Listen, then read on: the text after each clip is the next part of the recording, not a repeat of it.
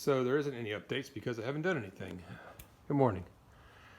Kind of just chilling in the storage area. I've got to put a belt on it. Old one is worn out and it's starting to run hot, not charging.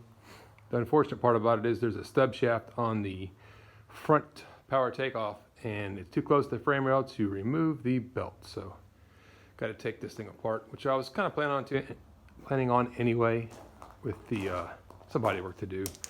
The good sized dent here. Other than that, just flaky paint, but that's where it's been sitting.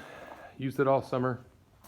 It's winter now and holding up well. That's it for now.